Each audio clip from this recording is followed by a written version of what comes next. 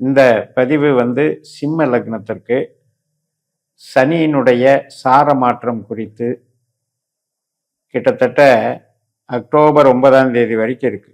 மே 17 October வரைக்கும் இருக்கு. கிட்டத்தட்ட 7 மாதம். ஸோ இந்த பலன்கள் சாரத்தினால மாற்றம் வருமா அப்படின்னு கேட்டால், ஒரு கிரகம் எந்த சாரத்தில் போகுதோ, எந்த நட்சத்திர வழியாக பயணிக்குதோ அந்த பலனை தாங்க செய்யும். இப்போ நமக்கு அஷ்டம சனி நடக்குது அப்படின்னு பொதுவாக நம்ம ஒரு பலன் எடுத்து பார்த்துட்டு இருக்கிறதுங்கிறது நடைமுறைக்கு ஒத்து வராது. அப்போ 3 நட்சத்திரம் இருக்குது மீனராசியில். முதல்ல பூரட்டாதியில் போனார். அதுக்கப்புறம் சனி உத்திரட்டாதியில் தன்னுடைய சொந்த நட்சத்திரத்தில் போனார். இப்போது உத்திரட்டாதியிலிருந்து ரேவதி நட்சத்திரத்துக்கு மாறப்போகிறார். அக்டோபர் 9 வரைக்கும் இந்த புதனை போல நமக்கு பலன் தர இருக்கிறார். சரி, 8ல் இருக்கு அப்படிங்கிறது கொஞ்சம் மைனஸ் தான். ஆனால் புதன் நமக்கு யாருன்னு பார்க்கணும் இல்லையா? புதன் நம்ம ஜாதகத்தில் எப்படி இருக்காருன்னு பார்க்கணும் இல்லையா? அதனால் உங்கள் ஜாதகத்தில் புதன் நல்ல ஸ்தானங்களில் இருந்தது அப்படின்னா அந்த புதனுடைய பலனை இந்த கோச்சார சனி தன்னுடைய தசா புத்தியில் வழங்குவார். உங்களுக்கு ஒரு சின்ன பீரியடாவது சனியோ புதனோ நடக்கும். ஒரு அந்தரமோ ஒரு சூட்சுமமோ ஒரு புத்தியோ கண்டிப்பாக நடக்கும். திசை நடக்கிறவங்களுக்கும் இது பொருந்தும். அப்படி இது என்ன செய்யும் அப்படின்னா, தனலாபாதிபதி அல்லவா புதன். அப்போ 2ஆம் இடத்தையும் 11ஆம் இடத்தையும் குறி காட்டுகிறது. அதாவது கையிருப்பு பணம் அல்லது நாம் சம்பாதிக்கக்கூடிய பணம், இதை சனி தன்னுடைய உழைப்பின் மூலம் செயல்படுத்துகிறார், கஸ்டமர் மூலம் செயல்படுத்துகிறார், நம்மளுடைய வேலையின் மூலம் செயல்படுத்துகிறார். இதன் மூலமாக நமக்கு பொருள் சார்ந்த விஷயங்களுக்கு நன்மையை தருகிறார். அதனால் நீங்கள் வேலை பார்த்துருந்தாலும், தொழில் செஞ்சிட்டு இருந்தாலும், ஜாப் ஒர்க் மாதிரி பண்ணிட்டு இருந்தாலும், எந்த விதமான ஒரு சேவை சர்வீஸில் இருக்கீங்களோ அதன் ரீதியாக இதுவரைக்கும் இல்லாத அளவுக்கு இப்பொழுது நன்மைகளை செய்வார் சனி.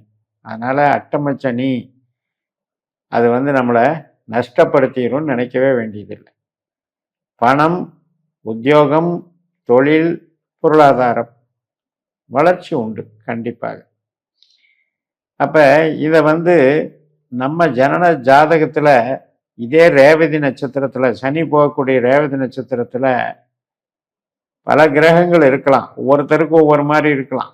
இப்போ உங்கள் ஜாதகத்தில் சூரியனே இங்கே இருந்தாருன்னு வைங்க ரேவதி நட்சத்திரத்தில், அப்போ உங்களுடைய சுய பலத்தை அதிகரிப்பார், தந்தை வர்க்க ஆதாயத்தை கொடுப்பார், அரசு சார்ந்த பணிகளுக்கும் அரசியல் சம்பந்தப்பட்ட ஒரு அரசியல் சம்பந்தப்பட்ட எந்த ஒரு விஷயத்தையும் சக்ஸஸாக முடிப்பார்.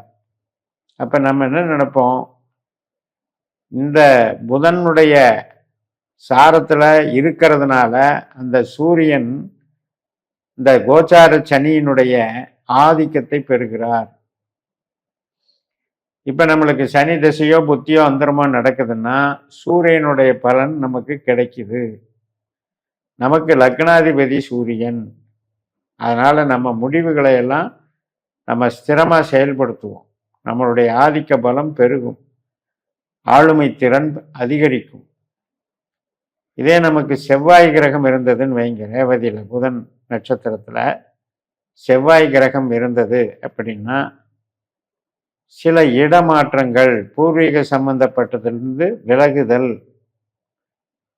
வீடு கட்டுறதுக்கு, பூமி சம்பந்தப்பட்ட, விவசாயம் சம்பந்தப்பட்ட, கன்ஸ்ட்ரக்ஷன், ரியல் எஸ்டேட் சம்மந்தப்பட்ட, இப்போ வீடு கட்டுறதுக்கான மெட்டீரியல்ஸ் எல்லாம் யூஸ் பண்ணுற தொழில் வச்சிருக்கலாம், அது சம்மந்தப்பட்டது. இதுக்கு எல்லாமே நன்மைகளை பண்ணும்.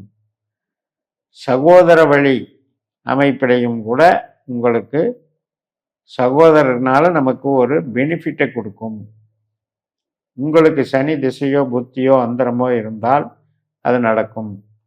இப்போ உங்கள் ஜாதகத்தில் செவ்வாய் கெட்டிருந்தால் சகோதர வழியில் சண்டை தான் வரும். ஏன்னா சனிக்கும் செவ்வாய்க்கும் ஆகாது. அப்படி இருக்கும்போது உங்கள் ஜாதகப்படி செவ்வாய் கெட்டவராக இருந்தால் சகோதரன் சார்ந்த விஷயங்களில் தலையிடாமல் இருப்பது நல்லது. இப்போ புதன் ரேவதி நட்சத்திரம் தன்னுடைய சொந்த நட்சத்திரத்திலே உங்கள் ஜாதகத்தில் புதன் இருந்தாருன்னு வைங்க, எஜுகேஷன் சம்மந்தப்பட்டது, கம்ப்யூட்டர் சம்மந்தப்பட்டது, மூளை உழைப்பு சம்மந்தப்பட்டது, அனைத்து விதமான வேலைகளுக்கும் ஆதாயமாக இருக்கும். இப்போ நீங்கள் ஒரு புத்தகம் பப்ளிஷ் பண்ணுறீங்க அல்லது உங்களுடைய கலைத்திறனை உபயோகித்து சம்பாதிக்கிறீங்க, இதுக்கெல்லாமே சப்போர்ட் பண்ணும், நல்லபடியாக வளர்ச்சி பண்ணும். இதே ரேவதி நட்சத்திரத்தில் சுக்கிரன் கிரகம் இருந்தது அப்படின்னா தொழில் பலம், அதில் இன்டீரியர் டெக்கரேஷன், ஹாஸ்பிட்டாலிட்டி, வாகனம் சம்மந்தப்பட்டது, டூரிஸ்ட் அண்ட் டிராவல்ஸு சம்மந்தப்பட்டது, இது சார்ந்த நன்மைகளையும் மாற்றங்களையும் கண்டிப்பாக கொடுக்கும். கணவன் மனைவி உறவு லக்ஸுரியாக நம்ம சில பொழுதுபோக்குறது இதையெல்லாம் உண்டாக்கி தரும்.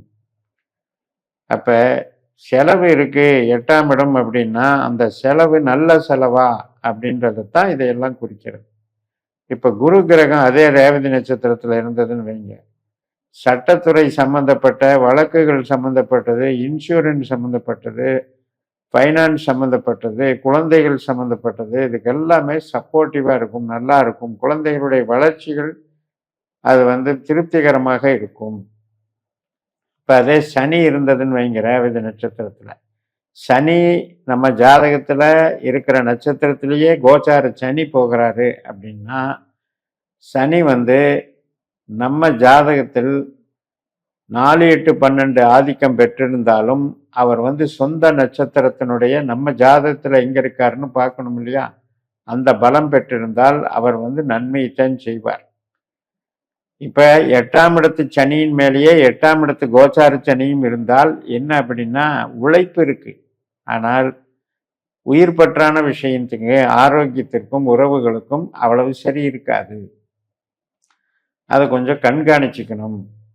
தேவையில்லாமல் நம்மளை நாமளே வருத்திக்கிறது, துக்கப்படுறது, ஸ்ட்ரெஸ் ஆகிறது, இது மாதிரி விஷயங்களில் கவனிச்சுக்கணும். இதே ராகுவோ கேதுவோ இருந்தது அப்படின்னா பாட்டன் பாட்டி வர்க்கம் சம்மந்தப்பட்டது பார்த்துக்கணும். கம்யூனிகேஷன் சம்மந்தப்பட்டதில் சில தடைகள் ஏற்படும்.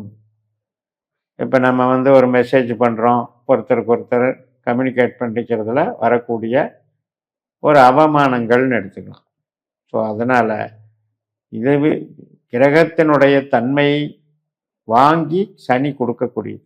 பொதுவாக புதன் நமக்கு தனலாபாதிபதி என்பதனால் இந்த காலகட்டம், அதாவது மே 17 அக்டோபர் 9 வரைக்கும் தன லாபங்களை தாராளமாக அனுபவிப்பீர்கள் என்று சொல்லி நிறைவு செய்கிறேன். இந்த சேனலை சப்ஸ்கிரைப் பண்ணுங்கள், ஷேர் பண்ணுங்கள். உங்கள் தனிப்பட்ட ஜாதக பலாபலன்களை என்னுடைய வாட்ஸ்அப் நம்பரில் தொடர்பு கொண்டு பலன் பெறுங்கள். உங்களிடமிருந்து விடைபெறுகிறேன். உங்கள் JMS. நன்றி, வணக்கம்.